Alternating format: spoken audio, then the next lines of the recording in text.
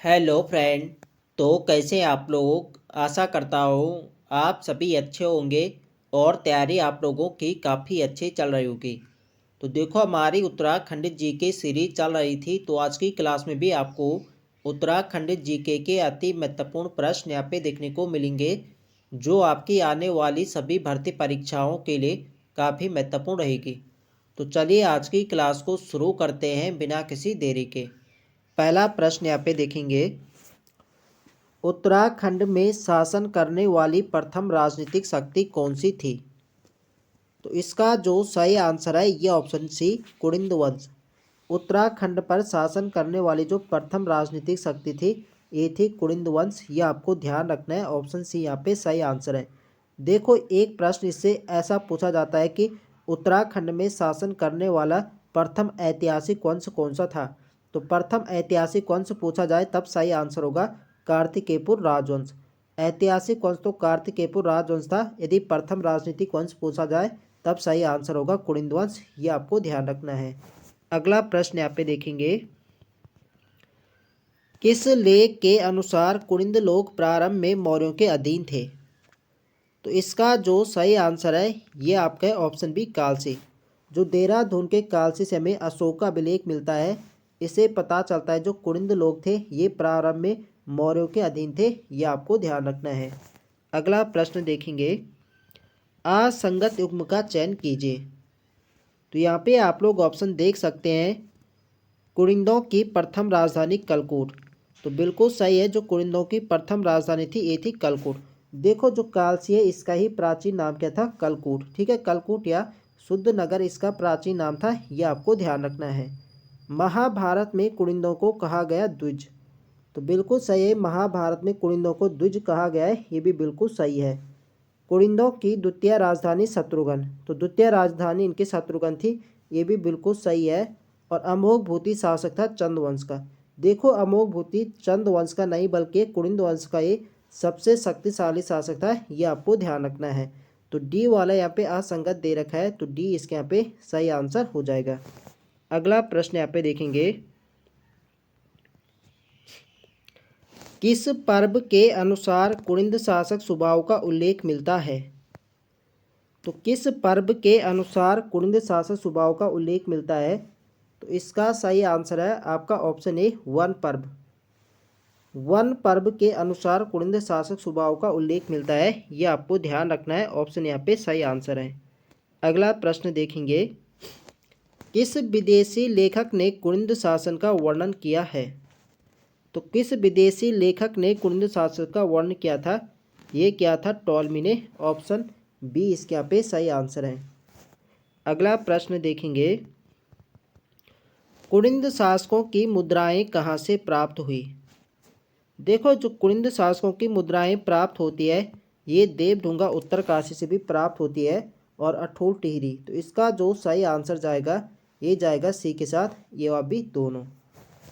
अगला प्रश्न देखेंगे, कालसी शिलालेख में किस पशु का चित्र मिलता है। तो कालसी शिलालेख में किस पशु का चित्र मिलता है। तो यहाँ से हाथी का चित्र मिलता है। ऑप्शन ए यहाँ पे सही आंसर है। देखो फ्रेंड्स सभी प्रश्न यहाँ पे प्रीवियस ईयर प्रश्न है जो किसी ना किसी एग्जाम में पूछे जा चुके हैं। तो वीडियो पसंद आ रही तो फ्रेंड्स वीडियो को लाइक करें, शेयर करें और जो लोग चैनल पर नए हैं चैनल को सब्सक्राइब करें। अगला प्रश्न यहाँ पे देखेंगे, कुड़िंद वंश का सबसे शक्तिशाली शासक कौन था। तो कुड़िंद वंश का जो सबसे शक्तिशाली शासक था ये था अमोघ भूति। ऑप्शन यहाँ पे सही आंसर है। अगला प्रश्न देखेंगे, कुड़िंद नरेशों को द्विज श्रेष्ठ किस ग्रंथ में कहा गया है। तो महाभारत में कुड़िंद नरेशों को द्विज श्रेष्ठ कहा गया है। इसका सही आंसर जाएगा सी। सी इसके यहाँ पे सही आंसर है। अगला प्रश्न यहाँ पे देखेंगे, निम्न में से किस लेखक के अनुसार उत्तराखंड में कुड़िंदों ने लगभग 200 ईसा पूर्व से 300 ईस्वी तक शासन किया। तो इसका जो सही आंसर है यह है option A, doctor Yashwant Singh Katoch. Doctor Yashwant Singh Katoch के अनुसार कुड़िंदों ने लगभग 200 ईसा पूर्व से 300 ईस्वी तक शासन किया था। ये आपको ध्यान रखना है। अगला प्रश्न देखेंगे, अमोघ भूति की कौन सी मुद्राएं पश्चिम में ब्यास नदी तक, उत्तर में अलकनंदा तक तथा दक्षिण में सुनेत एवं बेहद नदी तक प्राप्त हुई?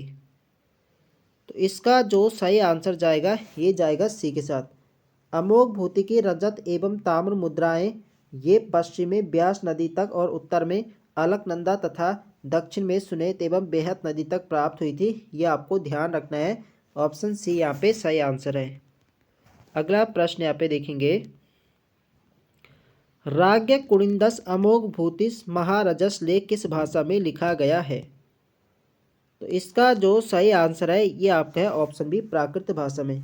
देखो, जो अमोघ भूति की मुद्राएं प्राप्त होती है इनमें एक यहाँ पे लिखा हुआ मिलता है राज्ञ कुनिंदस अमोघ भूतिस महारजस, तो ये प्राकृत भाषा में लिखा गया था। ये आपको ध्यान रखना है। अगला प्रश्न यहाँ पे देखेंगे, अमोघ भूति प्रकार, अल्मोड़ा प्रकार एवं छत्रेश्वर प्रकार की मुद्राओं का संबंध किससे है?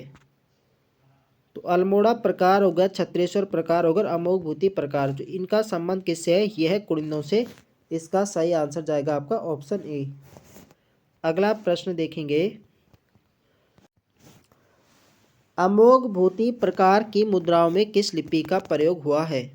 देखो, जो अमोघ भूति की मुद्राएं मिली थी, ताम्र मुद्रा और रजत मुद्रा, तो इनमें जो किस लिपि का प्रयोग हुआ था? तो इनमें हुआ था खरोष्ठी लिपि एवं ब्राह्मी लिपि। तो इन लिपियों का इसमें प्रयोग हो रखा था। तो इसका सही आंसर जाएगा सी के साथ, ए व बी दोनों। अगला प्रश्न यहाँ पे देखेंगे, अमोघ भूति प्रकार की मुद्राओं में कौन से चित्र अंकित है? देखो, जो अमोघ भूति की मुद्राएं प्राप्त होती है इनमें मृग और देवी का इसमें चित्र मिलता है। इसका सही आंसर जाएगा डी के साथ, बी व सी दोनों। तो मृग का चित्र बना था और देवी का चित्र बना था अमोघ भूति प्रकार की मुद्राओं में। अगला प्रश्न देखेंगे, अल्मोड़ा प्रकार की कितनी मुद्राएं कत्यूर घाटी से प्राप्त हुई? तो अल्मोड़ा प्रकार की मुद्राएं हैं ये कत्यूर घाटी से प्राप्त होती है और यहाँ से 54 प्रकार की मुद्राएं प्राप्त होती है। ऑप्शन ए यहाँ पे सही आंसर है। अगला प्रश्न देखेंगे, अमोघ भूति के बाद मैदानी क्षेत्रों पर किसका अधिकार हुआ था? तो अमोघ भूति के बाद मैदानी क्षेत्रों पर जो अधिकार होता है ये होता है शकों का। इसका सही आंसर जाएगा बी के साथ। अगला प्रश्न देखेंगे, कुनिंद शासकों के अधिष्ठाता देव कौन थे? तो कुनिंद शासकों के जो अधिष्ठाता देव थे ये थे छत्रेश्वर। इसका सही आंसर जाएगा सी के साथ, सी इसके यहाँ पे बिल्कुल सही आंसर है। अगला प्रश्न देखेंगे, अल्मोड़ा से प्राप्त 4 मुद्राएं किस संग्रहालय में रखी गई है? तो अल्मोड़ा से जो 4 मुद्राएं प्राप्त होती है ये किस संग्रहालय में रखी गई है? तो ये रखी गई है ब्रिटिश संग्रहालय में। इसका सही आंसर है आपका ऑप्शन ए। अगला प्रश्न देखेंगे, कटारमल सूर्य मंदिर तथा कुमाऊं में प्रचलित शक संवत किसकी पुष्टि करता है? तो कटारमल सूर्य मंदिर तथा कुमाऊं में प्रचलित शक संवत किसकी पुष्टि करता है? तो ये किसकी पुष्टि करता है? तो ये करता है शकों की। इसका सही आंसर है आपका ऑप्शन बी। अगला प्रश्न देखेंगे, निम्न में से कुषाण वंश का सबसे शक्तिशाली शासक कौन था? तो कुषाण वंश की यहाँ पे बात हो रही है। तो कुषाण वंश का जो सबसे शक्तिशाली शासक थे ये थे कनिष्क। ऑप्शन सी यहाँ पे सही आंसर है। अगला प्रश्न देखेंगे, कुषाण कालीन मुद्राएं निम्न में से कहाँ कहाँ से प्राप्त हुई? तो कुषाण मुद्राएं जो प्राप्त होते हैं ये होते हैं वीरभद्र, ऋषिकेश, गौविषाण, काशीपुर, मोरध्वज, कोटद्वार। तो इन सभी स्थानों से प्राप्त होती है। तो इसका सही आंसर जाएगा डी के साथ, उपयुक्त सभी। अगला प्रश्न देखेंगे, पुरुषपुर या पेशावर किस वंश की राजधानी थी? तो पुरुषपुर या पेशावर किस वंश की राजधानी थी? तो ये थी कुषाण वंश की। ऑप्शन ए यहाँ पे सही आंसर है। तो यह प्रश्न आपसे ऐसा भी पूछा जा सकता है कि कुषाण वंश की राजधानी कहाँ थी? तो ये थी पुरुषपुर या पेशावर। ये आपको ध्यान रखना है। अगला प्रश्न देखेंगे, सर्वाधिक शुद्ध स्वर्ण सिक्के किसने जारी किए थे? तो सर्वाधिक शुद्ध स्वर्ण जो चलाए थे ये चलाए थे कुषाणों ने। ऑप्शन यहाँ पे सही आंसर है।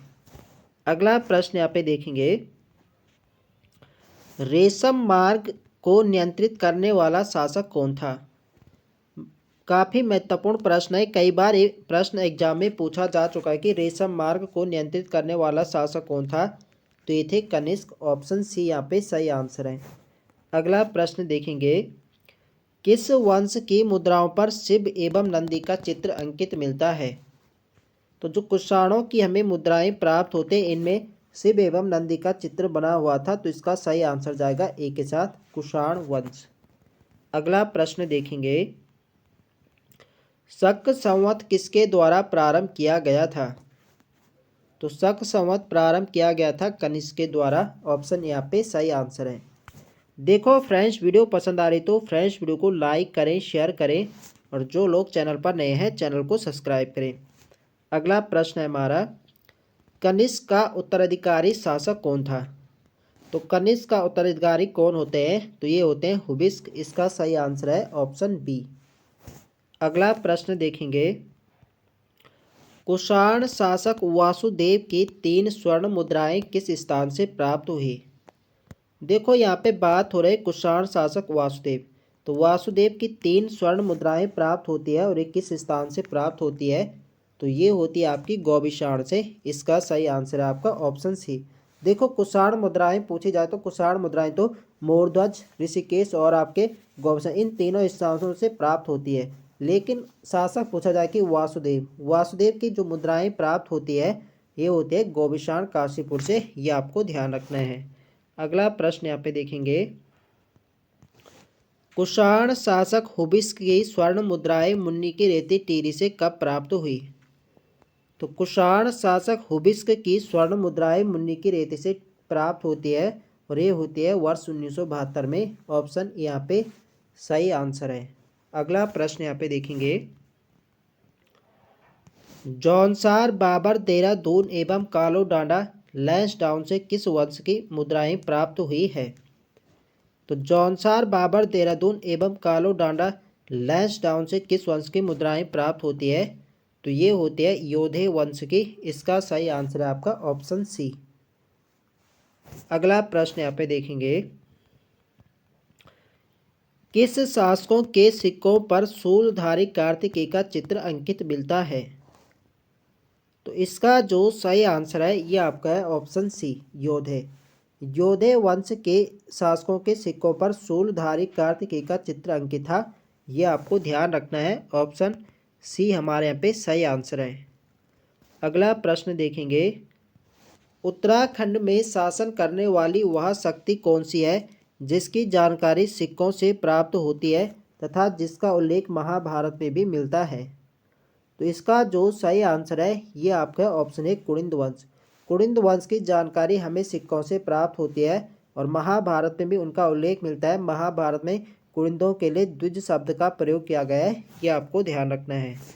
अगला प्रश्न देखेंगे, भारत में कुड़िंदों से संबंधित कितने अभिलेख प्राप्त हुए हैं। तो इसका जो सही आंसर है ये आपका है ऑप्शन सी, 5। अगला प्रश्न देखेंगे, महाभारत में कुड़िंद शासकों को क्या कहा गया है। तो महाभारत में कुड़िंद शासकों के यहाँ पे बात हो रही है, तो कुड़िंदों का पूछा जाए कि कुड़िंदों को क्या कहा गया, तो कुड़िंदों को कहा गया द्विज। लेकिन पूछा जाए कि कुड़िंद शासकों को क्या कहा गया, तो कुड़िंद शासक पूछा जाए कुड़िंद नरेश, तो इन्हें कहा गया द्विज श्रेष्ठ, ये आपको ध्यान रखना है, ऑप्शन बी यहाँ पे सही आंसर हो जाएगा। अगला प्रश्न यहाँ पे देखेंगे, ऐसा कौन सा शासक था जिसके सिक्कों पर ब्राह्मी एवं खरोष्टी लिपि का प्रयोग हुआ है तथा मृग और देवी के चित्र अंकित है और जिसने उत्तराखंड में ब्यास नदी से लेकर अलकनंदा नदी के मध्य क्षेत्र में शासन किया। तो ये किस शासक की बात हो रही है, तो ये हो रही है अमोघभूति, इसका सही आंसर जाएगा बी। अगला प्रश्न देखेंगे, निम्न में से तालेश्वर ताम्रपत्र का संबंध किस स्थान से है। तो इसका सही आंसर है आपका ऑप्शन ए, तालेश्वर ताम्रपत्र का संबंध है ब्रह्मपुर राज्य से, ऑप्शन यहाँ पे सही आंसर है। अगला प्रश्न देखेंगे, तो आज के लिए यहाँ पे इतने प्रश्न है। तो आई होप आप सभी को वीडियो पसंद आए तो फ्रेंड्स वीडियो को लाइक करें, शेयर करें और जो लोग चैनल पर नए हैं चैनल को सब्सक्राइब करें। मिलते हैं नेक्स्ट वीडियो में, तब तक के लिए जय हिंद दोस्तों।